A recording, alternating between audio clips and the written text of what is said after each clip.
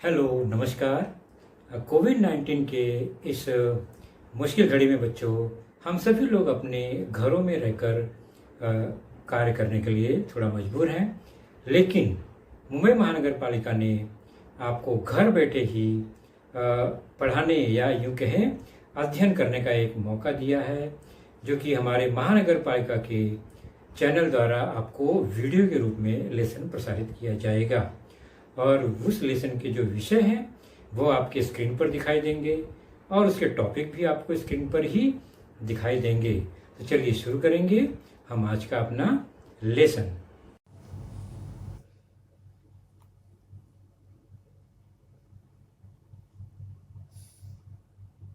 तो आज की कक्षा दसवीं कक्षा में बच्चों, हमारा आज का जो विषय है वह है गणित भाग पहला, मैथमेटिक्स पार्ट 1, जो कि बीजगणित अलजेब्रा से संबंधित होता है, जिसके अंतर्गत हमारा पाठ है आज का lesson number 2, quadratic equation part 4, अर्थात वर्ग समीकरण, जिसका भाग चौथा हम आज देखेंगे, जानेंगे, समझने का प्रयास करेंगे।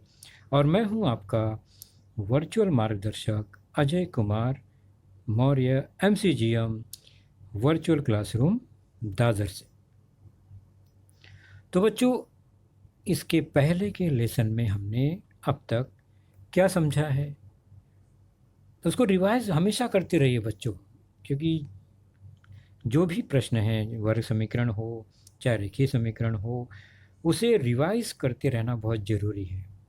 तो इसके पहले हमने समझा है वर्ग समीकरण का सामान्य रूप, वो है ax² plus bx plus c बराबर 0। ये एक वर्ग समीकरण है। और इसके पहले हमने देखा इस वर्ग समीकरण को अलग अलग तरीके से हल किया जा सकता है, जिसमें हमने अंत में देखा सूत्र द्वारा वर्ग समीकरण हल करना।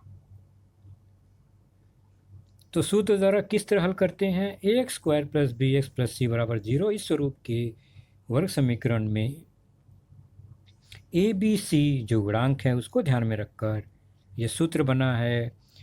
मूल या हल x बराबर -b, जो मध्य पद है उसका गुणांक, उसका ऋणात्मक, -b plus b² minus 4ac का वर्गमूल, हमने देखा है पिछली बार, बटे 2a। यह एक हल है इसका। और दूसरा हल सेम वैसे ही है, -b, केवल b² माइनस 4ac का वर्गमूल का अंतर हो जाएगा, यानी माइनस आएगा बीच में और वर्गमूल b² माइनस 4ac का बटे 2a। तो यह है सूत्र द्वारा वर्ग समीकरण हल करना। सामान्यतः वर्ग समीकरण के हल को अल्फा तथा बीटा अक्षर द्वारा दर्शाया जाता है, संकेत द्वारा दर्शाते हैं। इसका मतलब कि एक x यानी अल्फा बराबर और दूसरा x बीटा बराबर, जो भी सूत्र में यहाँ लिखा है वह मान होता है। तो अल्फा बराबर क्या हुआ? -b plus b² minus 4ac का वर्गमूल बटे 2a, और बीटा बराबर होता है -b minus b² minus 4ac के वर्गमूल बटे 2a। तो इस तरह से सूत्र द्वारा हमने वर्ग समीकरण का हल देखा था। आज की चर्चा है, अगर हल पता है, वर्ग समीकरण का हल अगर हमें पता है, अल्फ़ा और बीटा हमें पता है, तो क्या हम इन्हीं दो हल की सहायता से वर्ग समीकरण प्राप्त कर सकते हैं? तो ये चर्चा होगी। दूसरा है, हमने जो भी वर्ग समीकरण सीखे उसका दैनिक जीवन में उपयोजन क्या है, एप्लीकेशन क्या है, हम कौन से दैनिक व्यवहारिक उदाहरण में वर्ग समीकरण का प्रयोग करेंगे और हल आसानी से प्राप्त करेंगे। सबसे पहले वर्ग समीकरण के मूल दिए गए हैं, तो वर्ग समीकरण कैसे प्राप्त करते हैं? तो माना अल्फा और बीटा चर x चरांक वाले वर्ग समीकरण के मूल हैं। तो तो चरांक x लेंगे तो हम जब भी वर्ग समीकरण बनाएंगे उसमें x का प्रयोग होगा। अगर चरांक हम y लेंगे तो y का प्रयोग होगा। चरांक अगर n लेंगे तो n का प्रयोग होगा। तो माना अल्फा और बीटा चर x चरांक वाले वर्ग समीकरण के मूल हैं। ओके, तो हमें वर्ग समीकरण कैसे मिलेगा अल्फा और बीटा से? तो चूंकि ये हल है अल्फा और बीटा, इसलिए x बराबर अल्फा हो सकता है या x बराबर बीटा हो सकता है, यही हल होंगे। तो इसको समीकरण के रूप में अल्फा को हमने पक्षांतर कर दिया तो x माइनस अल्फा बराबर 0 हो गया। उसी तरह x बराबर बीटा को x माइनस बीटा बराबर 0 हो गया।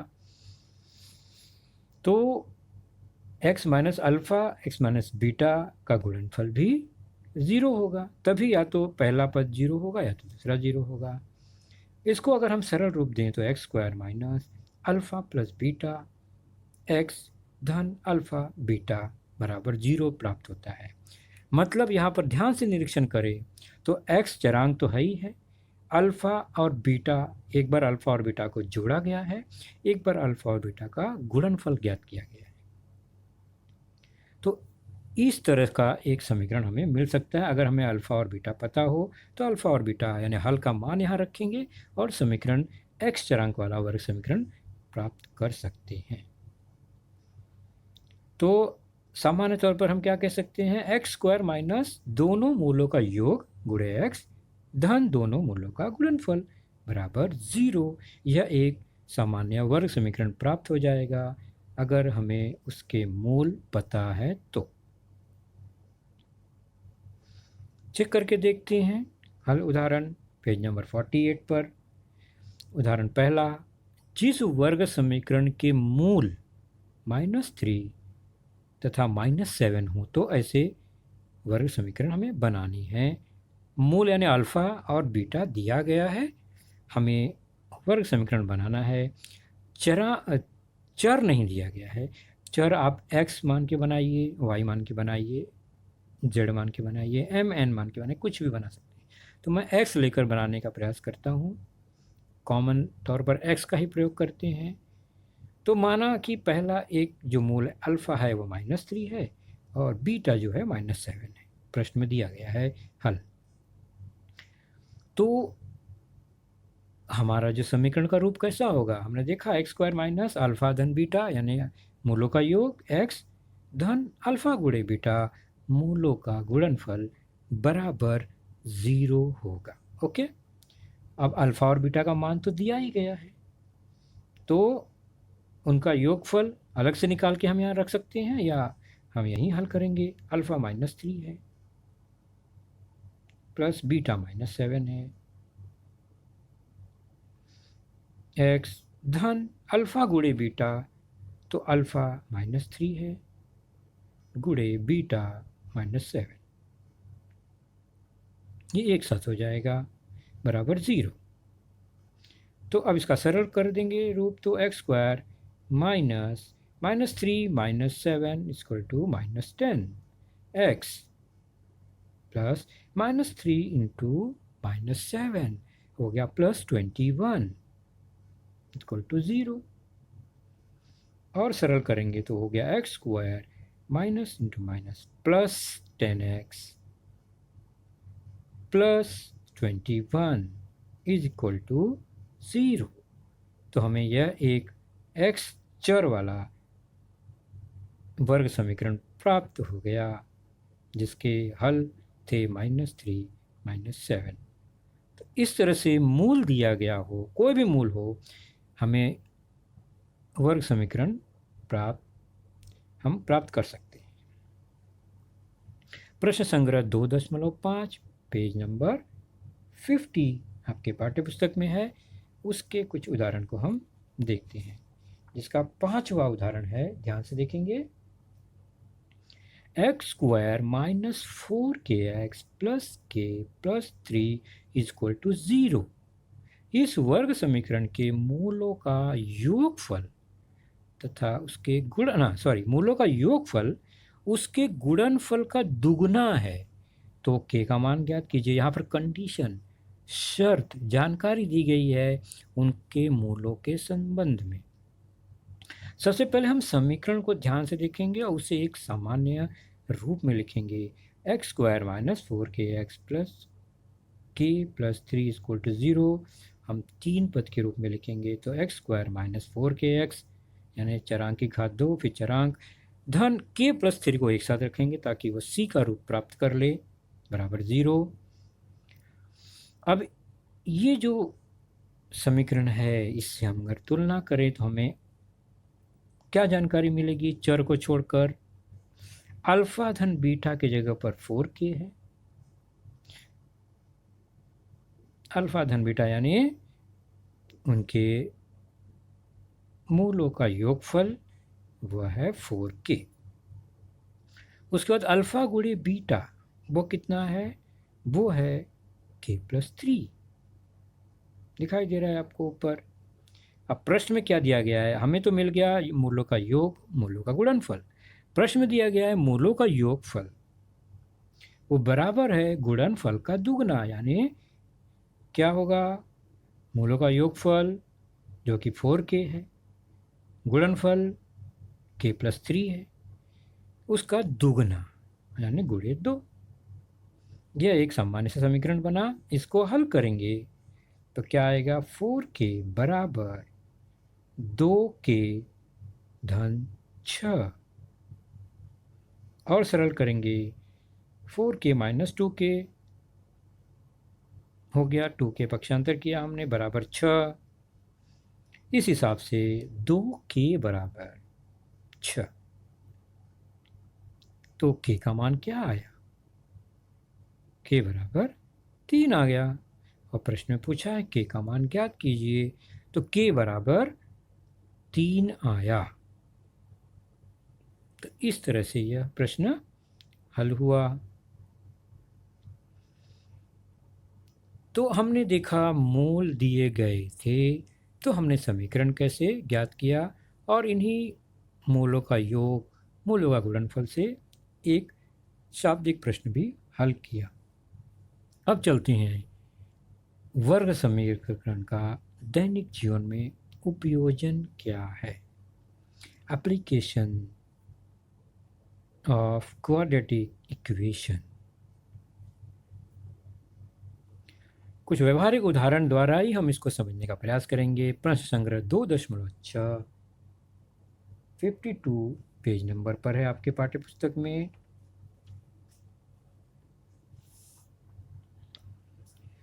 पहला उदाहरण, प्रगति की 2 वर्ष पूर्व और 3 वर्ष बाद। शब्दों को ध्यान से समझेंगे। प्रगति की 2 वर्ष पूर्व और 3 वर्ष बाद की आयु का गुणनफल 84 है, तो उसकी वर्तमान आयु ज्ञात करो। तो पहले हमें एक चर लेना पड़ेगा, मानना पड़ेगा कुछ न कुछ। तो यहाँ पर आयु प्रगति की है, उसी पर चर्चा करनी है। तो माना प्रगति की जो वर्तमान आयु है वो x वर्ष है। अब यह जानकारी मिली कि हमें मानना किसको है, तो वर्तमान आयु को x माना। अब जो शर्त दी गई है, जानकारी दी गई है प्रश्न की, उसको ध्यान से समझेंगे और समीकरण में परिवर्तित करेंगे। इसलिए अब लिखा है 2 वर्ष पूर्व प्रगति की आयु और 3 वर्ष बाद उसकी आयु, इनमें संबंध है। तो पहले हम 2 वर्ष पूर्व आयु कितनी होगी? आज x है तो 2 साल पहले x माइनस 2, 2 वर्ष कम होगी। और 3 वर्ष बाद कितनी हो जाएगी आज से? तो आज अगर x है तो 3 वर्ष बाद हो जाएगी कितनी? x धन 3। आज x है, 2 वर्ष पहले x माइनस 2, 3 वर्ष बाद x प्लस 3, 3 बढ़ जाएगा। ये आयु में क्या संबंध है? प्रश्न में क्या लिखा गया है कि इनका गुणनफल जो है 84 है। प्रश्न में साफ साफ लिखा गया है। तो x माइनस 2 यानी 2 वर्ष पहले की आयु, x प्लस 3 3 वर्ष बाद की आयु, इनका जो है गुणनफल वो किसके बराबर है? प्रश्न में दिया गया है वो है 84 के बराबर। अब हम इसको क्या करेंगे? समीकरण का रूप देंगे। गुणा करने पे मिलेगा X square minus 2x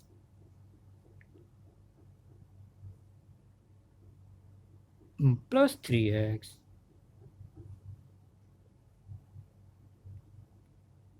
plus -2 into 3 equal to 84।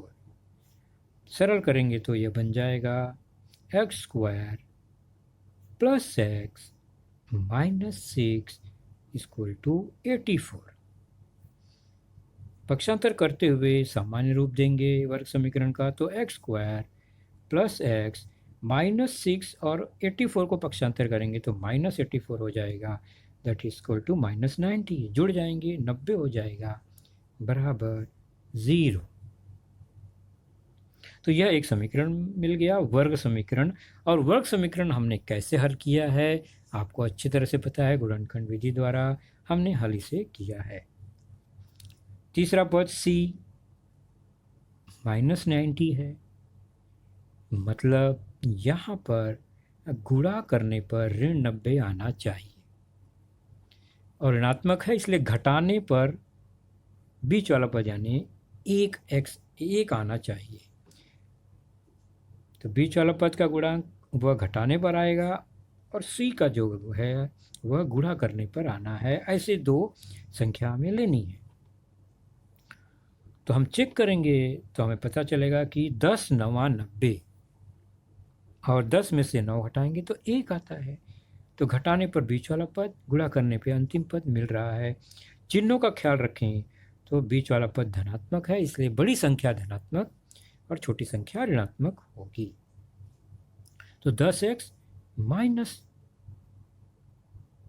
9x ऋण 90 पहले से ही है बराबर 0। तो हमने x को स्प्लिट करके बनाया 10 ऋण 9। अब इसको कॉमन लेने के लिए पहले दो पद और फिर बाद के दो पद को एक साथ विचार करेंगे तो हमें क्या मिलेगा, x कॉमन मिलेगा। और एक बार x कॉमन मिला हमें तो अंदर बचा x, 10x में से x कॉमन ले लिया, बचेगा 10। दोनों में ऋण है, -9 कॉमन लेंगे ताकि अंदर धन x बचे और फिर धन 10 बचेगा।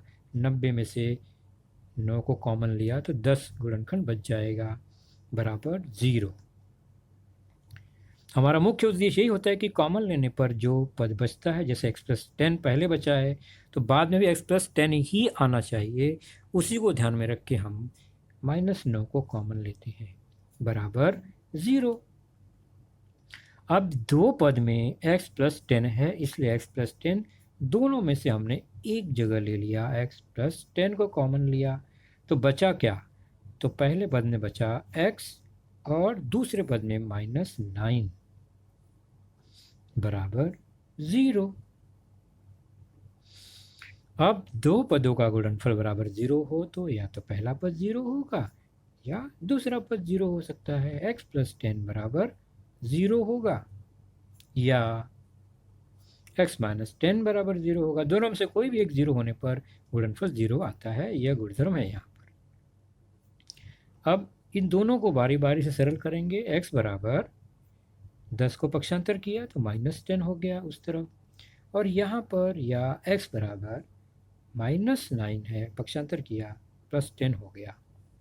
एक ऋण 10 आया, एक धन 9 आया, तो आयु ऋणात्मक हम नहीं ले सकते, इसलिए x बराबर -10 जो है वो कैंसिल हो जाएगा, यानी x बराबर ऋण 10 नहीं हो सकता। इसलिए हमारे लिए उपयुक्त उत्तर हुआ x बराबर 9। और x हमने क्या माना था, प्रगति की वर्तमान आयु, इसलिए प्रगति की वर्तमान आयु जो है वो है 9 वर्ष। आप इसे चेक कर सकते हैं, उत्तर को जरूर चेक कीजिए। अभी 9 वर्ष है उसकी आयु, 2 वर्ष पहले कितनी होगी 7, और 3 वर्ष बाद कितनी होगी 12, और 12 और 7 का गुणनफल कितना होगा, 12 सत्ते 84, 84। और प्रश्न में दिया गया है कि गुणनफल 84 है, इसका मतलब हमारा उत्तर भी सही है।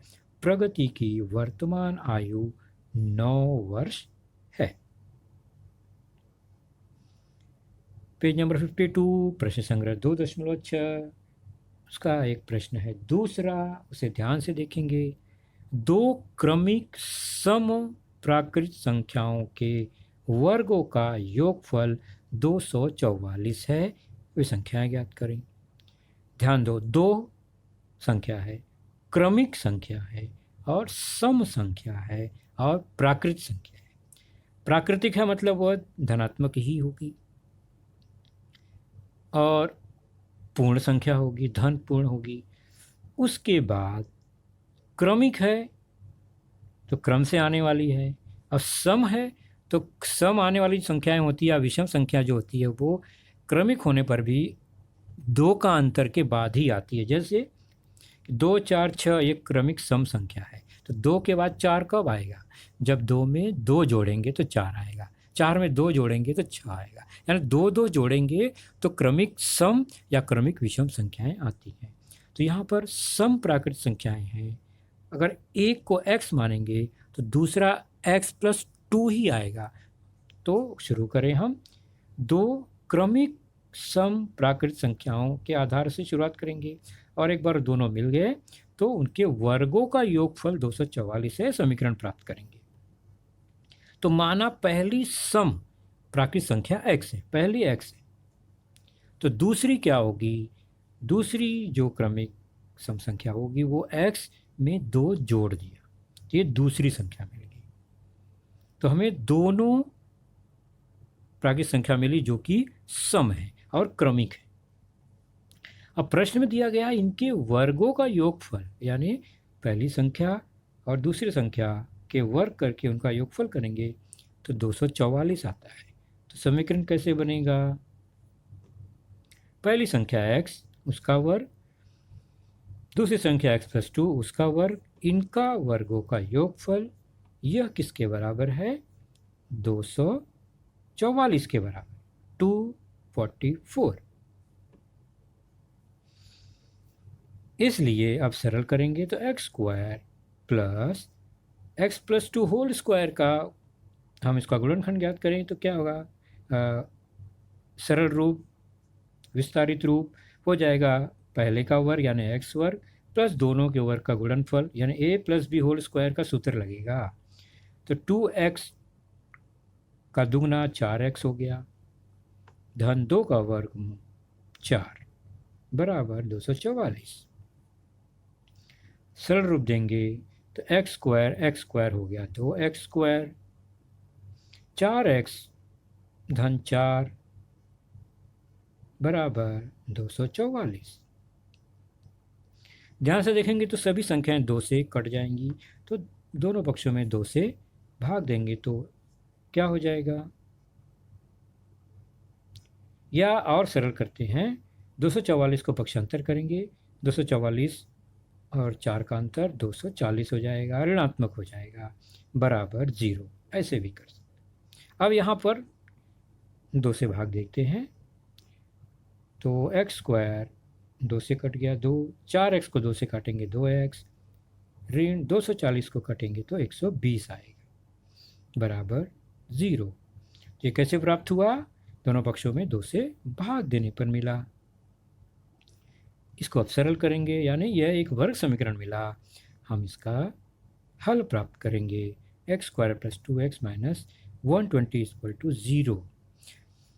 तो c पद जो है वो 120 है, ऋणात्मक है, यानी गुणा करने पर 120, और बीच का पद 2x है यानी घटाने पर 2। घटाने पर 2 क्यों? जोड़ने पर क्यों नहीं? तो तीसरा पद अगर ऋणात्मक है तो घटाने पर ही बीच का पद आएगा। तो घटाने पर धन 2 आना चाहिए, मतलब बड़ी संख्या धनात्मक होगी, छोटी ऋणात्मक होगी। गुणा करने पर 120, अंतर 2, और हम अगर कुछ प्रयास करेंगे तो 120 का ऐसा गुणनखंड जो कि 12 और 10 है, 12 दहा में 120 और 12 और 10 का अंतर 2, तो 12 संख्या बड़ी होगी धन के रूप में, प्लस 12x माइनस 10x। तो 2x को हमने 12 और 10 के रूप में बांटा, ऋण 120 बराबर 0।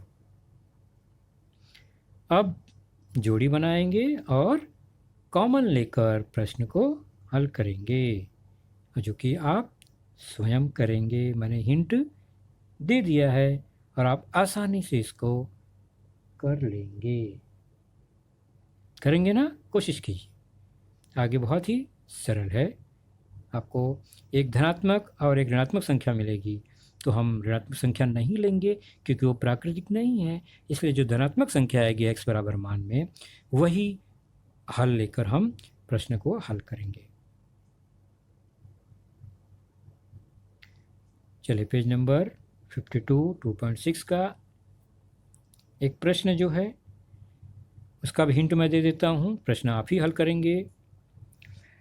छठा प्रश्न है, कासम का मिट्टी के बर्तन बनाने का कुटीर उद्योग है। वे प्रतिदिन निश्चित संख्या में बर्तन बनाते हैं, बराबर। तो कासिम भाई रोज बर्तन बनाते हैं और रोज एक निश्चित संख्या बर्तन बनाते हैं, और हर बर्तन का मूल्य जो है वो जितना बर्तन है, बर्तन की संख्या के 10 गुना से 40 रुपया अधिक होता है। यदि एक दिन में बर्तन का लागत मूल्य 600 रुपया हो, यानी कुल 600 रुपये का बर्तन वो बना लेते हैं, तो बर्तन की लागत मूल्य कितना होगी, यानी हर बर्तन का मूल्य कितना, और वो हर दिन कितने बर्तन बनाते हैं। ध्यान से समझने का प्रयास करेंगे। बर्तन की संख्या पहले हम मानेंगे, माना बर्तन की संख्या यानी एक दिन में वो x बर्तन बनाते हैं एक दिन में, और एक बर्तन का मूल्य कितना है वो प्रश्न में दिया गया है। एक बर्तन की लागत वो लिखा है कितना, जितनी बर्तन की संख्या है उसका 10 गुना से 40 ज़्यादा। तो बर्तन की संख्या कितनी है, एक दिन का x, उसका 10 गुना, उससे 40 ज़्यादा, यह हो गया एक बर्तन की लागत। अर्थात यह हुआ कितना, 10x धन 40। तो एक दिन में x बर्तन बनाते हैं और एक बर्तन का मूल्य 10x धन 40 लागत है उनका। तो ये दोनों को गुणा कर देंगे तो एक दिन में बर्तन के द्वारा उन्हें कितनी लागत उनकी लगती है वो पता चल जाएगा। तो प्रश्न के अनुसार क्या है, बर्तन का कुल लागत एक दिन का जो है वो 600 रुपया है। मतलब एक दिन में बर्तनों का लागत मूल्य 600 रुपया है। तो कैसे प्राप्त होता है, बर्तन की संख्या गुणे एक बर्तन का मूल्य। बर्तन की संख्या x है एक दिन का, और एक बर्तन की लागत है वो 10x धन 40 है। इनको गुणा करेंगे तो कुल लागत मिल जाएगी, और वह है प्रश्न में 600 रुपये। अब इसको सरल करेंगे, x गुणे 10x तो 10x स्क्वायर, चूँकि पहले से छपा है, धन 40x बराबर 600। 10x स्क्वायर धन 40x, 600 को पक्षांतर करेंगे तो ऋण 600 बराबर 0। वर्ग समीकरण बन गया। सभी में अगर 10 से भाग देंगे, क्योंकि सब 10 से विभाजित संख्याएं हैं, तो x स्क्वायर 4x और 600 का बन जाएगा 60 बराबर 0। कैसे प्राप्त किया हमने ये, 10 से भाग देने पर। तो आगे आप हल कर पाएंगे क्या, यह एक वर्ग समीकरण मिला है, निश्चित करेंगे आप। 60 को ऐसे भागों में बांटना है कि ऋण 60 है इसलिए घटाने पर धन 4 आना चाहिए बीच वाला पद, और गुणा करने पे ऋण 60। तो 10 छक 60 और 10 6 का अंतर भी 4। तो ऋणात्मक कौन सी संख्या होगी, छोटी संख्या 6। तो 10x ऋण 6x व 4x के बराबर हुआ, और गुणा करने पे 10 6 60 आता है बराबर 0। तो अब क्या करेंगे,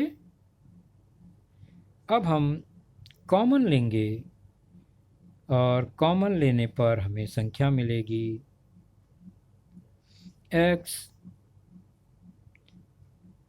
उसमें x कॉमन, बचा 10, ऋण 6 कॉमन, x धन 10 आ जाएगा कॉमन बराबर 0। x प्लस 10 दोनों में है तो वो कॉमन आ गया, 2 कोष्ठक बन जाएगा बराबर 0। तो क्या होगा, आप इसके आगे स्वयं हल करेंगे, या तो पहला कोष्ठक बराबर 0 या दूसरा कोष्ठक बराबर 0। तो इस प्रकार हम कोष्ठक को हल करके x का मान ज्ञात करेंगे। 2 मान आएंगे, अगर एक धन एक ऋण आएंगे तो ऋणात्मक हम लेंगे नहीं, क्योंकि गिनने की संख्या, बर्तन की संख्या ऋणात्मक नहीं होगी, धनात्मक ही होगी। तो एक दिन में कितने बर्तन बनेंगे वो x का मान आ जाएगा। उसके बाद उस बर्तन की लागत क्या आएगी वो हमें पता है, 10x धन 40 हमने पहले लिखा। x का मान निकल जाने पर हम गुणा करके बर्तन का लागत मूल्य ज्ञात कर लेंगे।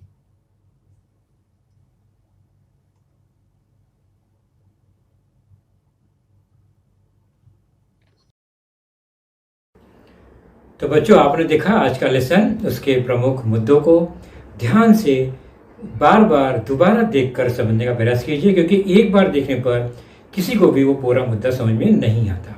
तो जैसे ही हम 2 बार 3 बार देखेंगे तो हमें वह समझ में आने लगेगा। और इसके आगे की जानकारी जो होगी बच्चों, वह निश्चित ही हमारे अगले वीडियो में होगी। तो उस वीडियो को देखने के लिए, उसकी सूचना प्राप्त करने के लिए जो नीचे सब्सक्राइब का बटन होता है उसे ज़रूर प्रेस कीजिए और नोटिफिकेशन ऑन रखिए, ताकि जैसे ही हमारा लेसन चैनल पर डाला जाएगा आपको वह तुरंत प्राप्त होगा। तो अपना ख्याल रखिए, सुरक्षित रहिए। Thank you.